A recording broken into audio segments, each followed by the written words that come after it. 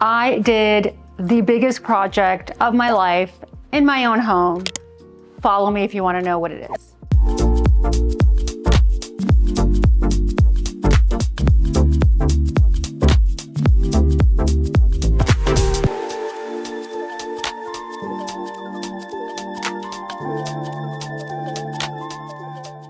So why did I decide to disrupt my entire family's life and live in absolute chaos for over a month? First of all, I love change, and I have never lived in a home as long as I have lived in this one. Every 2 to 3 years, I tend to redo a house, sell it, and move on.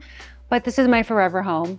And because it's my forever home, it had been 7 years since I had done anything, and it was high time. So it all began one fateful day when the 3/4-inch planks of real oak wood that were installed throughout my house, but the one specifically in my family room, the room we're sitting in right now, started to buckle. 7 years ago when I installed my floors, I chose 3/4-inch real planks and put it throughout the house.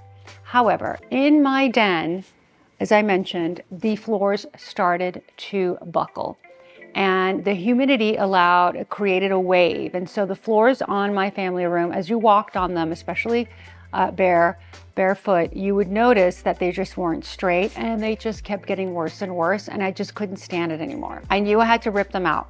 And if I was going to rip them out and do new hardwood floors, I decided that I didn't want to put in this gray stain, which I had done 8 years ago. I didn't take my own life lesson, or in fact, maybe I hadn't really reached that life lesson, which is you must never follow trends, certainly in areas like flooring, because it's going to be very difficult to change it. But I knew, knowing myself, that eventually I was going to change the color, which is why I went with real planks, where you can sort of sand them at least 3, 4, 5, 10, even 20 times throughout your lifetime. And so I was okay with staining my floors this crazy dark gray, because even though it was very trendy at the time, I knew I had the ability to change it. What I didn't think about was the fact that sanding your floors is an absolute life disruptor.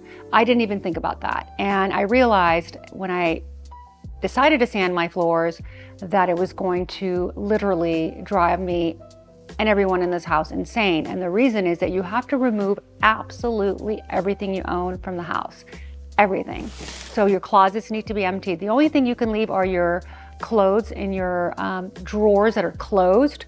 But if you have a walk-in closet that's open like mine, you have to remove everything. If you've got shelves full of decor, which is why this is empty, you got to take everything out. And so I can't tell you how much work it was. Since I knew I had to literally remove the floors from my den and throw them out, I wasn't going to put in floors and then stain them dark gray again, because I was just so over the dark gray. So I decided to put in the beautiful white oak floors that were really my original floors back into the family room, and then I was going to sand the rest of the house. The rest of the house, luckily, was not buckling. It was a matter of it not being installed properly by the former subcontractor who did my flooring, unfortunately. And so we learned our lesson, which is you must use the correct plywood. You must use a very specific glue that allows your floors to adhere to the floors. He didn't use a glue. He used particle board instead of, real wood flooring that's supposed to be used. And so there were a lot of things that were done incorrectly. And I just hope to God the other ones don't start buckling, or I will just lose my mind. So long story short, I decided to put engineered floors in my family room. A lot of people ask me about why do engineered versus real planks. I believe in real planks personally. However, I learned that engineered floors are a lot more predictable. They tend to buckle less because they're literally engineered. So to a certain degree, engineered floors, the new ones that are out, are actually quite good. And maybe if I were to do my house all over again, I probably would pick engineered, because you can actually sand them down maybe once or twice in a lifetime, not 20 times.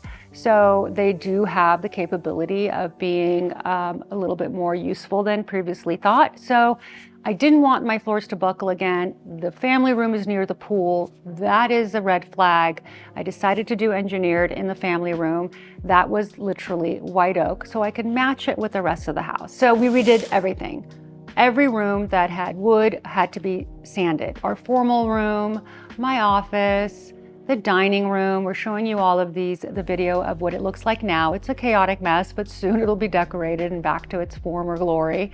Upstairs in my bedroom, every kid's room, my walk-in closet, etc., etc. Everything had to be resanded, and I can't tell you how excited I am about the look of the house. It has literally transformed.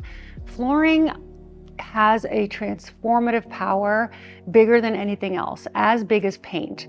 And we decided, of course, since we were sanding everything, that we had to literally repaint the house, because of the fact that once you start something, it just trickles into other things that are important. The baseboards were damaged a little bit through the sanding process, and so we had to repaint them, not replace, repaint. So once you start painting the baseboards, then you're like painting the walls. Next thing you know, you're in the ceiling. We live in California. The earth moves quite a bit, and so natural cracks happen throughout the home. It is very normal to see cracks in homes in California. So I'm like, oh, let's fix that crack. So next thing you know, it's literally a brand new house. And so I'm sorry that was a diatribe, but I did want to explain the process behind why I decided to change everything. It took about a good month, I'll be honest. It took about a week to clear everything, and what we did was, so that we didn't have to get storage and make our lives even more miserable, we moved everything from, this is a 3-story house, we moved everything from the 3rd floor to the 2nd floor. And then we closed off the 2nd floor. Luckily, we have an elevator, so the guys would just go up the elevator, do their magic. They were there for about a week. Then we covered the floors. We moved everything from the 3rd floor to the 2nd floor, and we closed off the 1st floor. All of this was just movers every week, moving everything every week, not knowing where anything is, living outside of the house, then moving back into the house and living with dust, the dog wanting to like sniff the glue, and you name it, it happened. But we are finally almost at the end of this journey. The painter's upstairs painting. This is why the house is, in sort of disarray. But I have to say that I wanted to share this with you guys, because I share everything. Is there anything I don't share, honestly? Because I wanted you to see the transformation. I wanted to see what you guys thought of it. Do we like the white oak? White oak is what I chose originally for my floors. And that was 10 years ago I chose it. By the time it was installed, it was 7 years ago. And I believe that that is the way to go. Why? Because white oak is what they put in France, in Paris, of course, and that's been around for hundreds of years. It's been in style for hundreds of years. If you look at the Dior, for instance, showroom in Paris, the one where you can actually meet the designers and sort of the private showroom, those have wood floors. Most of Parisian apartments have these floors, and it just doesn't go out of style. It's never gonna go out of style. And so remember to keep your things classic. So late last night, before today's filming, we threw the big pieces of furniture down. I threw down my rugs, of course. By the way, my rugs look even better on wood floors than they did on dark gray floors. For whatever reason, they are now shining, and I love them even more. I've always loved them, but now I'm like in love.